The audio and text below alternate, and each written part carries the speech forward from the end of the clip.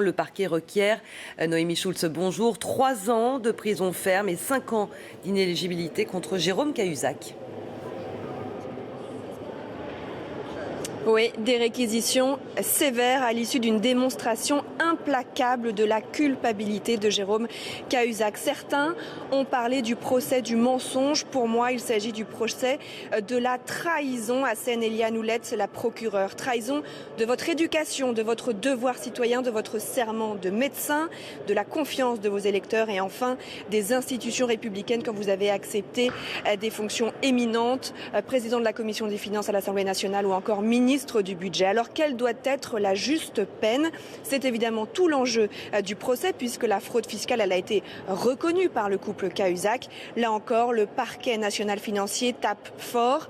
Ce tribunal requiert toutes les semaines, condamne toutes les semaines à des peines de prison ferme des délinquants de droit commun. Il est impossible de réprimer moins durement la délinquance financière, sinon on va favoriser les comportements de rupture, renforcer le sentiment d'impunité des puissants. Oui, vous avez remboursé, a reconnu la procureure nationale financière, mais vous n'avez pas réparé l'atteinte portée à l'image et à la réputation de la France. Sur sa chaise, Jérôme Cahuzac s'est tassé, il garde la tête baissée.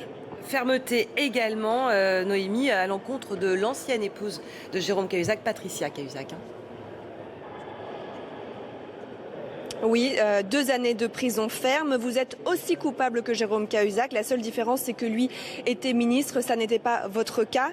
Mais vous avez même surpassé votre mari dans la dissimulation. Le parquet réclame donc 2 années de prison. Des réquisitions, on l'a dit, sévères, mais auxquelles s'étaient sans doute préparés les prévenus avec leurs avocats, au vu notamment de la façon dont se sont passés les débats depuis 5 jours. Le ton souvent dur et très sévère du procureur. Merci infiniment Noémie Schulz pour toutes vos précisions. Merci également à Joao Lancard qui vous accompagne au tribunal correctionnel de Paris.